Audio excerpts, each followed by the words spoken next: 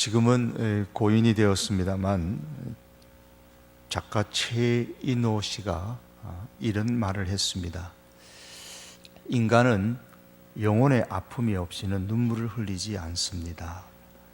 눈물을 동반하지 않는 울음은 그저 슬픔일 것입니다. 눈물을 동반하지 않는 울음은 고통을 나타내 보이는 몸짓이며 자신의 처지를 하소연해 보이는 투정이며 자신의 존재를 알리려는 하나의 신호일 뿐입니다 라는 말을 했습니다. 영혼의 아픔으로 인하여서 흘리는 눈물이 진정한 눈물이다 라는 말입니다. 이 말은 꼭 본문을 기록한 무명의 시인을 두고 하는 말인 듯 합니다. 3절 하반절에서 시인은 내 눈물이 주야로 내 음식이 되었도다 그랬습니다. 시인이 왜 눈물을 주야로 흘렸을까? 오늘 이 시간에 함께 살펴볼 내용입니다. 오늘 시편 42편은 표제에 고라자손의 마스길이라고 했습니다. 그래서 이 시가 누구인지는 모르지만 고라자손들 가운데 한 사람이 지은 것이다 라고 말을 합니다. 그러나 칼빈은 이 시편 42편과 43편은 고라자손에 의해서 쓰여진 시가 아니고 다윗이 직접 지은 이 작품을 고라자손에게 맡겨서 연주와 또 보존하도록 하였다라고 말합니다. 이에 대해서 중세의 아퀴나스도 고라자손을 위해 다윗이 지은 시라 그렇게 말했습니다. 이렇게 본다면 본문 3절 하반절에 내 눈물이 주야로 내 음식이 되었도다 라는 말씀에 나오는 이 눈물은 다윗의 눈물이라고 할 수 있습니다. 그래서 제목을 다윗의 눈물이라고 정했었는데, 그래도 성경에 딱히 명명하여서 다윗의 시라고 하지 않고 또 고라자손이 기록한 시편이다 라고 말하는 학자도 있기 때문에 그 가능성을 열어두어서 다윗의 눈물이라고 하지 않고 수정해서 어느 무명 시인의 눈물이라 그렇게 제목을 바꿔봤습니다. 이 고라는 레위지파 고핫의 손자로 모세의 사촌입니다. 그러므로 이 고라는 레위인이었고 성막의 일을 맡아 하는 사람이었습니다. 그런데 고라는 같은 레위지파인데도 모세에게만 리더십이 주어진 것에 대해서 불만을 품어 있던 차에 모세의 누나인 미리암의 말에 넘어가서 모세의 권위에 반역했다가 무리와 함께 하나님의 진노를 받아서 죽었던 인물이었죠. 그러나 민수기서 26장 10절과 11절에 보면 땅이 그 입을 벌려서 그 무리와 고라를 삼킴에 그들이 죽었고 당시에 불이 250명을 삼켜 징표가 되게 하였으나 고라의 아들들은 죽지 아니하였더라 그랬습니다. 이를 보면 그 아들들, 고라의 아들들은 이 모세를 반역하는 일에 동참하지 않은 듯합니다. 고라의 반역으로 인해 하나님의 진노를 그가 죽었지만 고라의 아들들은 죽지 않았습니다. 그 후에 고라 자손은 다윗에 의해서 성전 예배를 섬기도록 임명되어졌고 또 역대상 9장 19절에 보면 고라 자손들은 다윗에 의해서 성전 문지기의 임무를 부여받기도 했었습니다.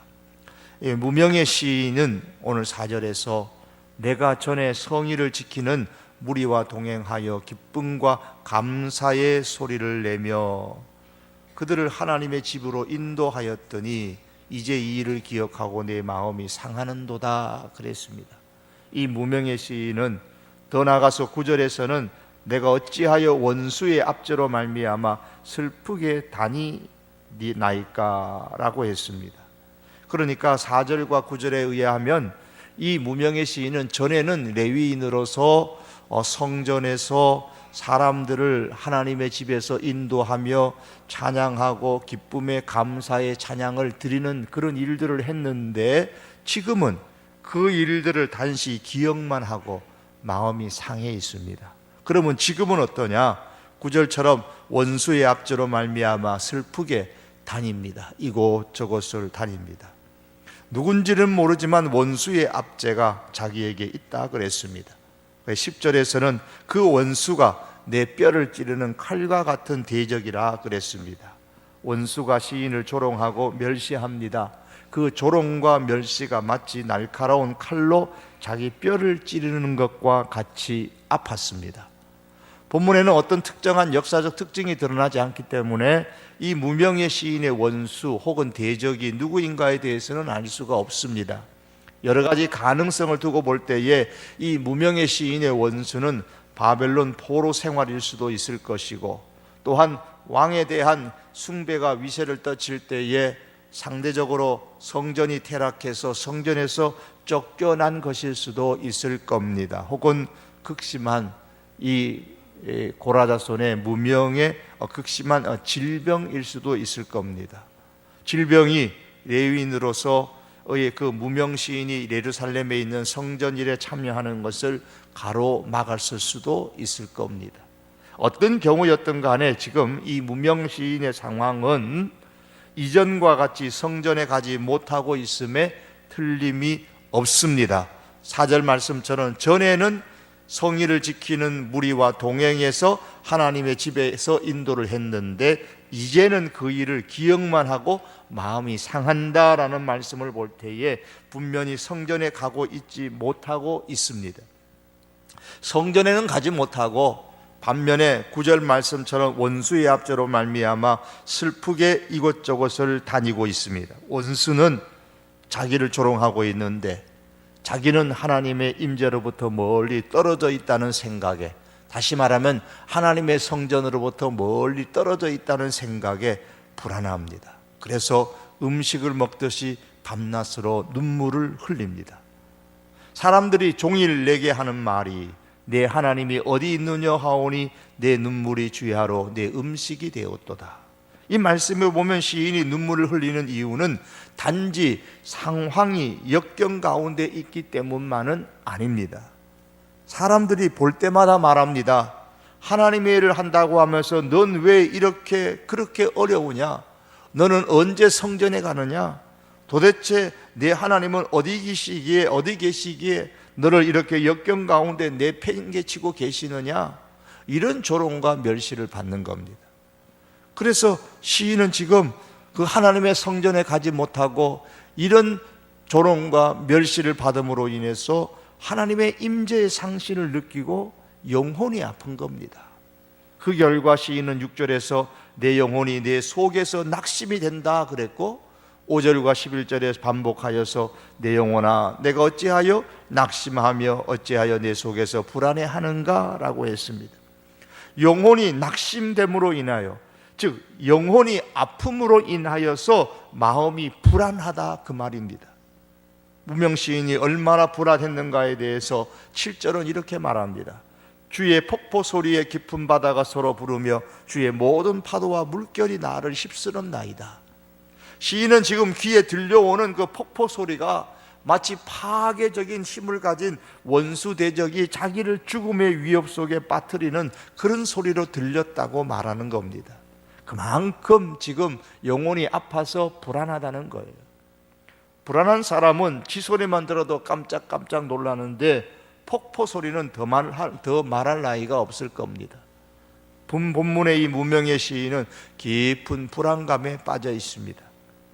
시인이 얼마나 낙심되고 불안했던지 밥이 넘어가지 않습니다.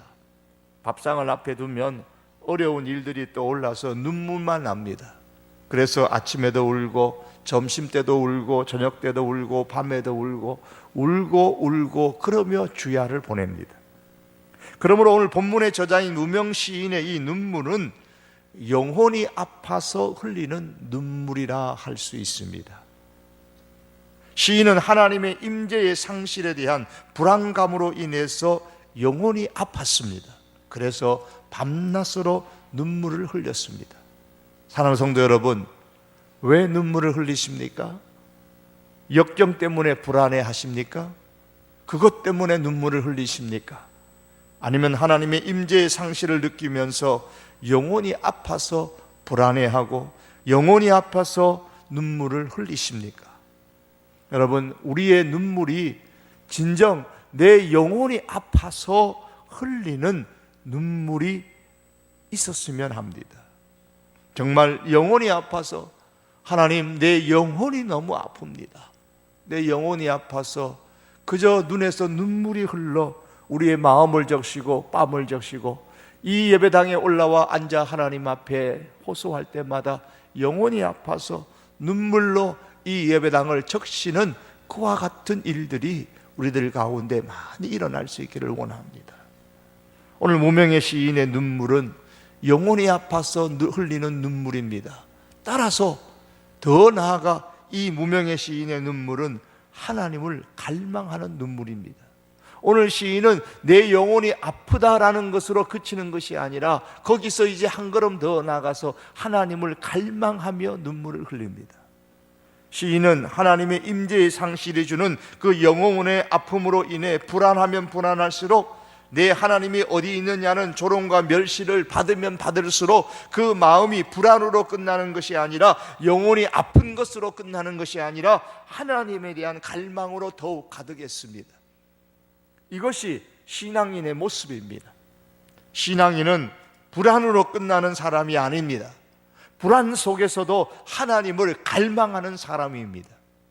그래서 1절에 내 영혼이 주를 찾기에 갈급하니이다 라고 했고, 2절에서는 내 영혼이 하나님을 갈망하나니 라고 했습니다.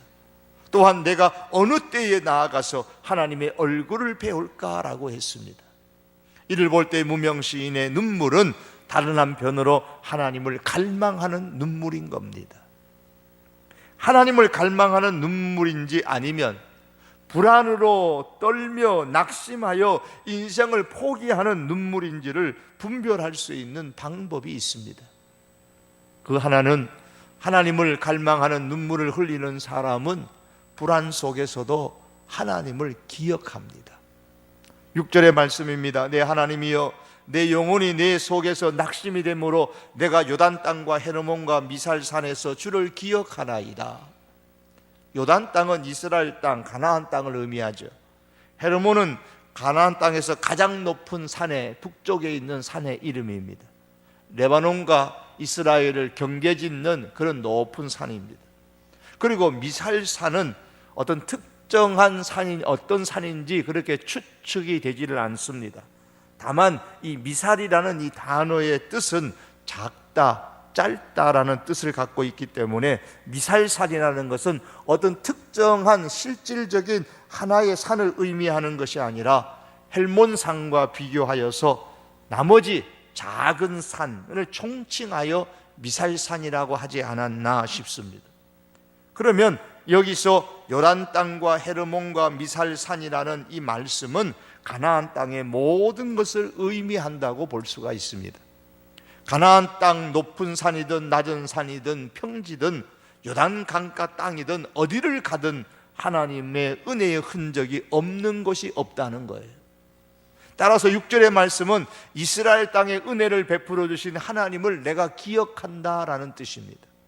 여러분, 은혜를 받고 행복했던 순간들을 기억하는 것도 소중하지만 행복할 수 있도록 은혜를 주신 하나님을 기억하는 것은 더 소중한 겁니다. 이 스코틀랜드의 종교 개혁자인 존 낙스의 일생 중에 이런 일이 있었습니다. 스코틀랜드에서 악독한 압제자였던 한 추기경이 살해되는 사건이 있었습니다.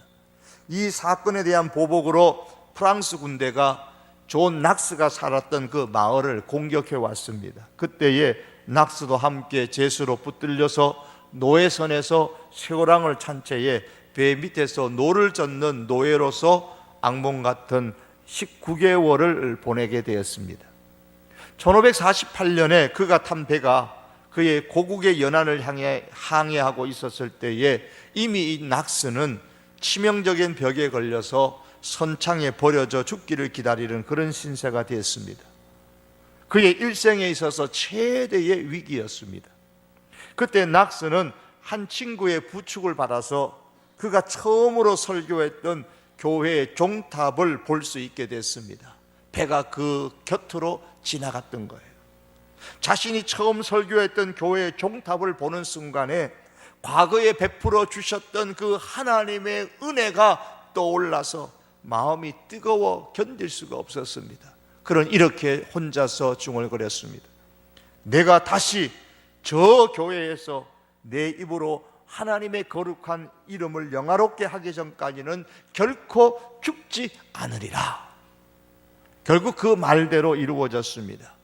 계속되는 그의 망명 생활은 오히려 그가 사랑하는 스코틀랜드의 종교 계획을 더 많이 열망하는 기회가 됐습니다. 그에게 있어서 역경은 하나님께서 베풀어 주신 은혜를 기억하고 은혜를 베풀어 주셨던 그 하나님을 기억하게 하는 하나님의 좋은 학교의 역할을 했습니다. 성도 여러분, 우리 성도가 삶의 터전을 읽거나 사람들로부터 조롱과 비난을 받는 혹은 역경을 당하는 그런 어려움을 겪고 불안할 때는 인생을 포기하는 눈물을 흘릴 것이 아니라 과거의 은혜를 베풀어 주셨던 하나님을 기억하고 하나님을 갈망하는 눈물을 흘려야 합니다. 특별히 오늘 시인이 기억한 하나님은 전능하신 하나님입니다. 시편은 전체가 5권으로 구성되어져 있는데 이 42편은 2권의 시작입니다. 1권에서는 하나님을 표현할 때에 여호와라는 단어를 가장 많이 사용하고 있습니다. 그리고 이 2권에서는 하나님이라는 단어를 사용할 때에 엘로힘이라는 단어를 가장 많이 사용하고 있습니다. 물론 1권에도 엘로힘이라는 단어가 있기는 있지만 아주 적습니다. 15번 정도. 그러나 2권에서는 164번이나 되는 많은 엘로힘이라는 단어를 사용하고 있습니다. 즉 하나님을 전능하신 분으로 믿는 신앙의 표현을 2권에서는 두드러지게 나타내고 있습니다. 그러므로 1전 초두에서 하나님이여 라고 부르는 것은 제일 먼저 이 시편 기자가 엘로힘, 전능하신 분이여 라고 하나님을 부르는 겁니다. 역시 6절에서도 내 하나님이여 라고 부를 때도 역시 전능하신 하나님이여 라고 부르고 있습니다. 우리가 믿는 하나님은 전능하신 하나님이십니다. 역경의 순간에도 전능하신 하나님을 기억하시기를 바랍니다. 요단강을 건널 때 하나님께서는 여호수아에게 요단강에서 돌을 취하여서 돌무더기를 만들어 나를 기념하라고 말씀하셨습니다. 요단강을 건널 수 있도록 은혜를 베풀어 주신 하나님을 기억하라는 겁니다. 철철 넘치는 그 요단 강물을 가르시고 그 백성들을 요단강에서 가운데로 건너가게 만들어 주셨던 그 능력의 하나님을 기억하라는 것이죠. 그리고 블레셋과의 전쟁에서 사무엘의 기도로 하나님께서 블레셋을 물리쳤을 때에 사무엘은 미스바 가까운 곳에 돌로 기념비를 세우고 하나님께서 여기까지 우리를 도우셨다고 하면서 그곳 이름을 에벤에셀이라고 했습니다. 여기까지 능력으로 도우시는 그 은혜를 베풀어 주신 능력의 하나님을 기억한 것입니다. 그렇습니다, 여러분. 불안할수록 이전에 베풀어 주셨던 하나님의 은혜를 기억할 뿐만 아니라 더 나아가서 은혜를 베풀어 주신 그 능력의 하나님을 기억할 수 있기를 바랍니다. 역경의 때일수록 눈물을 흘리되 좌절의 눈물이 아니라 하나님을 갈망하는 눈물을 흘리며 은혜를 베풀어 주신 전능하신 하나님을 기억하시기를 원합니다. 여러분, 사람들은 지금이 IMF 때보다 더 어렵다고 말합니다. 젊은이들이든 누구든 취업의 어려움으로 미래가 불투명하다고 말합니다. 이로 인해 불안이 떠나지 않는 현실 가운데서 살고 있습니다. 이 어려운 시기에 우리는 과거의 은혜를 베풀어 주셨던 그 능력의 하나님을 잊어버리고 있지는 않으십니까? 우리 민족은 과거의 가난을 잘 견디어 살아왔던 민족입니다. 이를 악물면서 소위 오래전의 일이지만 한각의 기적을 이루었습니다. 그러나 우리가 지금까지도 이루지 못하는 것이 한 가지 있습니다. 그것은 바로 한없이 은혜를 베풀어 주신 그 능력의 하나님을 기억하지 못하는 겁니다. 은혜를 베풀어 주신 하나님을 기억하지 못하였기 때문에 하나님께서 베푸신 풍요로움으로 우리의 민족은 불신앙의 바벨탑을 더 많이 쌓아왔습니다. 풍요로운 생활이 과거에 생각하지 못했던 수많은 죄악의 그러한 타락의 죄를 낳았습니다. 하나님을 기억하지 못하고 잊어버렸던 이스라엘이 이렇게 기도했습니다. 백성이 여호와께 부르짖어 가로되 우리가 여호와를 버리고 바알들과 아스다롯을 섬김으로 범죄하였나이다. 그러하오나 이제 우리를 원수들의 손에서 건져내소서. 그리하시면 우리가 주를 섬기겠나이다. 그들은 풍요로운 물질의 신인 바알을 섬겼습니다. 아름다우나 타락한 여신인 아스다롯을 섬겼습니다. 우리들도 그렇습니다. 은혜를 베푸신 하나님을 잊어버렸을 때에 우리들도 풍요로운 물질의 신 바알을 섬겨왔습니다. 도덕적으로 타락한 신인 아스다롯을 섬겨왔습니다. 그러나 지금이라도 늦지 않습니다. 우리들도 이 이스라엘 백성들처럼 고백해야 합니다. 우리가 바알과 아스다롯을 섬김으로 범죄하였나이다. 우리를 건지소서. 우리가 주를 섬기겠나이다. 그리고 우리부터라도 이 조국의 역사 속에, 조국의 강산에, 그리고 우리 성도 교회에 70년 지난 세월 동안 은혜를 베풀어 주셨던 그 하나님을 기억하고 또다시 베풀어 주실 그 하나님의 도우심을 기대하면서 하나님을 갈망하는 눈물을 이 예배당에 적실 수 있기를 원합니다.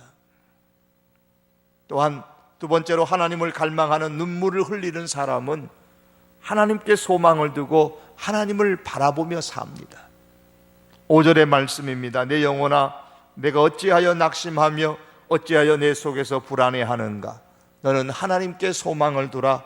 그가 나타나 도우심으로 말미암아 내가 여전히 찬송하리로다. 11절에도 반복되는 말씀이 나옵니다. 이 말씀은 다시 번역하면 이런 겁니다. 불안한 삶의 터전에 하나님이 나타나셔서 도우심으로 인해 하나님을 찬송할 것이기 때문에 나는 하나님을 갈망하는 눈물을 흘리며 하나님께 소망을 두고 있습니다. 하나님을 바라보고 있습니다. 라는 뜻입니다. 시인은 자신의 영혼을 가리켜서 지금 독백을 하는 거예요. 내 영혼아, 왜 내가 하나님을 안 보고 내 자신만 보느냐? 내 영혼아, 내가 왜 하나님만 바라보지 않고 환경을 보고 세상을 보고 낭망하고 불안하여 하느냐? 왜 너는 사람들이 너를 조롱하고 멸시하는 말에만 관심을 가지고 그것만 신경 쓰고 있느냐? 여러분, 이 시인의 독백과 같이 지금 우리는 하나님만 바라보지 않고 나의 환경만 보고 있지는 않으십니까? 내 자신의 연약함만 보고 있지는 않으십니까? 불안한 세상사에 흘러가는 그런 모습만 바라보고 있지는 않으십니까? 그 가운데서 낙심하고 불안에 떨고 있지는 않으십니까? 성경은 말씀합니다. 너는 하나님께 소망을 두라. 너는 하나님을 바라라. 시인은 자신과 사슴과 비교하면서 하나님을 소망하는 자신을 표현하고 있습니다. 1절에 사슴이 등장하고 4절에서는 내가라고 했습니다. 그리고 1절에 시냇물이 나오고 4절에 하나님의 집이 나옵니다. 이 시냇물과 하나님의 집은 같은 의미입니다. 거친 이스라엘 땅 광야에 있는 사슴에게 있어서 가장 바라는 것은 시냇물입니다. 이처럼 역경의 삶 가운데 있는 나, 즉 시인에게 있어서 가장 바라는 것은 하나님의 집입니다. 따라서 시냇물과 하나님의 집은 모두 다 하나님의 임재하심을 상징하는 표현입니다. 시인은 하나님이 자기에게 임재하시기를 지금 간절히 바라고 있습니다. 나의 이 불안한 마음을 물리치려면 하나님이 내 마음에 임재하셔야 한다는 사실을 시인은 너무나 잘 알고 있습니다. 그래서 하나님께 소망을 두고 오직 하나님이 자기에게 임재하시기를 바라면서 하나님을 갈망하는 눈물을 흘리고 있습니다. 사랑하는 성도 여러분, 환경으로 인하여서 마음에 불안이 생기지 않을 수는 없지만 우리는 그 불안을 넘어서서 다시 일어나지 말라는 가혹한 하나님의 진노가 아니라 우리에게 있는 이 불안이 다시 일어나지 말라는 가혹한 하나님의 진노가 아니라 더욱 깊이, 더욱 가까이, 더욱 많이 하나님을 소망하고 하나님을 바라보라, 그래서 하나님께 가까이 나아가라는 하나님의 사인인 줄로 믿을 수 있기를 바랍니다. 그러므로 참으로 하나님을 갈망하고 참으로 하나님을 바라보신다면 내가 언제 오늘 시인의 고백처럼 내가 언제 하나님의 얼굴을 배울고, 내가 언제 하나님의 집에 가서 하나님의 얼굴을 배울고 고백하는 것처럼 우리 역시도 내가 언제 하나님의 교회에 나가서 하나님을 예배하며 하나님의 임재하심을 경험할 수 있을고, 우리가 그렇게 하나님을 향하여 호소할 수 있어야 합니다. 참으로 하나님을 갈망하고 하나님을 바라본다면 우리는 늘 교회를 가까이 하고 교회에 올라와야만 합니다. 시인은 이렇게 고백합니다. 2절에서 내 영혼이 하나님 곧 살아계시는 하나님을 갈망하나니, 살아계신 하나님을 내 영혼이 갈망하기에 내가 어느 때에 나아가서 하나님의 얼굴을 배울까? 어떤 분은 어려우면 자꾸 교회로부터 멀리 가려고 합니다. 오늘도 오랫동안 나오지 않으신 어느 분에게 전화를 했습니다. 참 힘드신 분이에요. 참 지금 상황이 어렵습니다. 이제 그만 교회 나오시죠. 그러니까 목사님 내년에는 좀 형편이 나아지면 나갈 수 있지 않을까 싶습니다. 그러세요. 사람들은 말합니다. 잘 되면 교회 나가지. 잘 되면 교회 나가지. 그러나 그렇지 않습니다. 우리가 알아야 할 것은 잘 안 될수록, 어려울수록, 환경이 힘들수록 우리는 교회 밖으로 튕겨 나가는 것이 아니라 점점 더 교회 안으로 들어와야 합니다. 무슨 자존심이 있다고, 무엇이 지금 부끄럽다고 자꾸 교회 밖으로 나가려고 합니다. 여러분, 교회 안에는 잘된 사람만 모이는 곳입니까? 결코 그렇지 않지 않습니까? 쭉정이는 바람이 불면 멀리 날아가 버리지만 알곡은 바람이 불면 안으로 들어옵니다. 하나님을 갈망하는 눈물의 사람이 그렇습니다. 사랑하는 성도 여러분, 삶이 힘들수록, 그래서 불안할수록 하나님을 갈망하는 눈물로 우리의 믿음을 드러내어서 하나님의 전을 사모하며 우리가 교회로 나올 수 있기를 바랍니다. 그래야만 하나님께서 바로 내 곁에서 나를 도우시는 것을 경험하게 되는 것입니다. 하나님의 도우심으로 인하여 불안이 저 심리 밖으로 떠나는 경험을 하고 찬송이 저절로 흘러나오는 경험을 하게 될 것입니다. 하나님을 갈망하는 눈물을 흘리는 사람은 하나님을 바라보고 더욱더 하나님께 소망을 둡니다.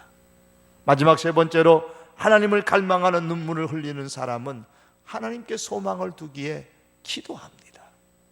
8절의 말씀 보시면 낮에는 여호와께서 그의 인자하심을 베푸시고 밤에는 그의 찬송이 내게 있어 생명의 하나님께 기도하리로다.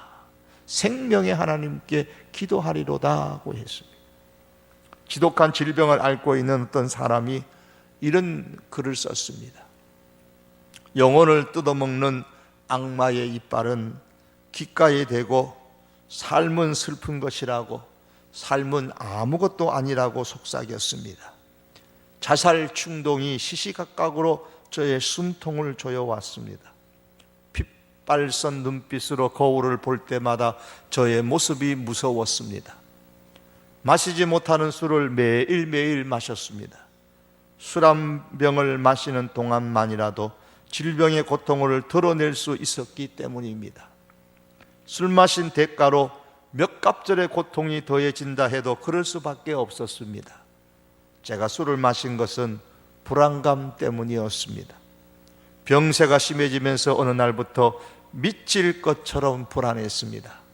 심장이 비정상적으로 쿵쿵거렸고 저는 잠시도 앉아 있을 수 없을 만큼 극도로 불안했습니다.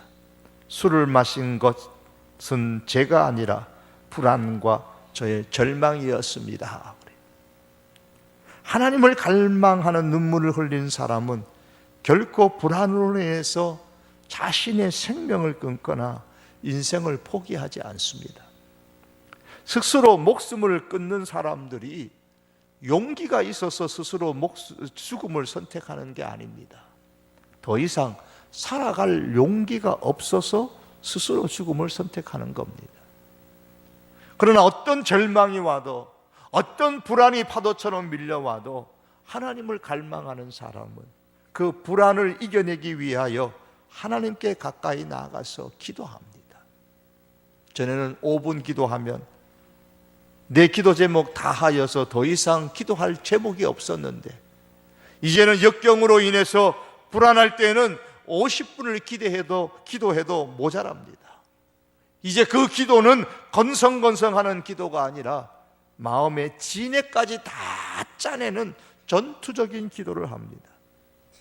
말씀드린 이 극심한 질병으로 자살 충동까지 느꼈던 그 사람은 처음에는 기도하라는 주변에 권고해 콧방귀도 끼지 않았는데, 이후에 자신이 기도하면서 자신의 기도에 대해서 이렇게 말했습니다. 기도가 아니라 전투라는 생각이 들기도 했습니다. 기도하면서 이게 전쟁이라는 거예요. 저의 기도는 제 마음에 근심과 두려움과 절망을 심어놓은 악마들과의 싸움인지도 몰랐습니다. 기도하다 지치면 쓰러졌고 다시 정신이 들면 기도했습니다. 그 사이 겨울이 지나고 봄이 지났습니다. 뜨거운 여름이 지나는 동안에도 저는 기도의 간절한 끈을 놓지 않았습니다. 저의 기도는 멀고 먼 지평선을 넘어가고 있었습니다. 지평선 너머로 길이 보이기 시작했습니다. 하나님을 갈망하는 그런 눈물을 진정으로 흘러보셨습니까? 절망과 불안으로 인해서 삶이 전쟁이라고 생각이 들수록 하나님을 갈망하는 눈물을 흘리고, 그래서 기도의 자리로 나가고 기도의 자리를 지킬 수 있기를 바랍니다. 반드시 지평선 너머로 길이 보이는 그러와 같은 날들이 오게 될 것입니다. 말씀을 맺겠습니다. 무명 시인의 오늘 눈물은 그 역경으로 인해서 조롱과 멸시로 통해서 하나님의 임재의 상실, 그로 인하여 영혼이 아파하는, 영혼이 아파서 불안해하는 그런 눈물이었습니다. 오늘 무명 시인의 눈물은 더 나아가서 하나님을 갈망하는 눈물이었습니다. 삶이 힘들고 그래서 불안할수록 밤낮으로 하나님을 갈망하는 눈물을 흘리면서 이전에 은혜를 베풀어 주셨던 그 하나님을 우리는 기억할 수 있어야 됩니다. 하나님은 전능하신 하나님이십니다. 삶이 힘들고 그래서 불안할수록, 내 영혼이 아프면 아플수록 하나님을 갈망하는 눈물을 흘리며 하나님의 도우심을 기대하고 하나님께 소망을 두고 하나님을 바라볼 수 있기를 바랍니다. 그래서 교회를 멀리하지 말고 힘들면 힘들수록, 영혼이 아프면 아플수록, 환경이 어려우면 어려울수록, 그래서 불안하면 불안할수록 더 교회를 가까이 하고 예배를 가까이 하시기를 바랍니다. 그리고 삶이 힘들고 불안할수록 하나님을 갈망하는 눈물로 하나님 앞에 기도하십시다. 하나님은 우리의 눈물을 보시고 빛을 비추어 주셔서 불안의 어두움을 물리쳐 주십니다.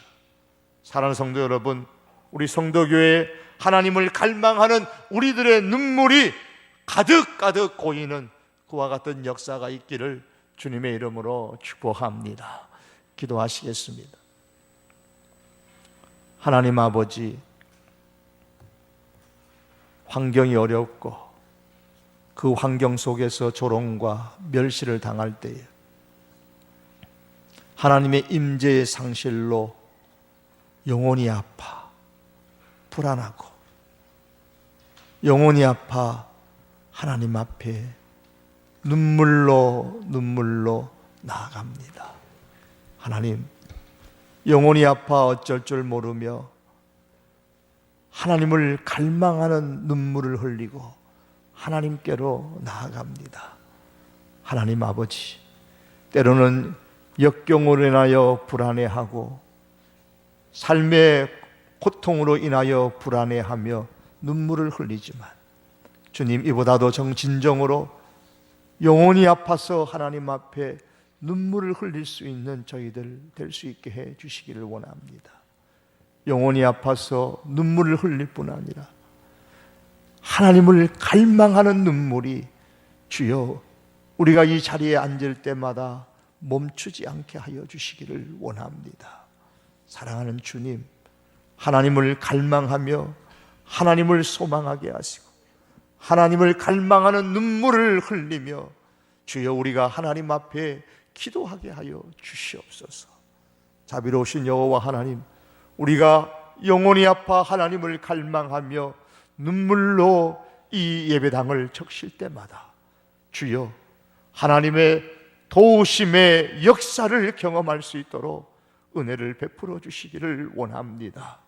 이 예배당에 올라와 눈물로 하나님 앞에 부르짖는 온 성도들의 기도를 주님 기억하여 주시옵시고 하나님의 그 전능하신 은혜의 역사가 얼마나 놀라운가를 경험하는 복된 은총을 저희들에게 허락하여 주시옵소서. 지금도 하나님 아버지, 불안하여 어찌할 바를 알지 못하는, 영혼이 아파서 어찌할 바를 알지 못하는 주의 성도들을 주님 긍휼히 여겨주시고 임재하시고 역사하여 주시옵소서. 오직 주님께 원하오며 살아계신 예수님의 이름으로 기도하옵나이다. 아멘.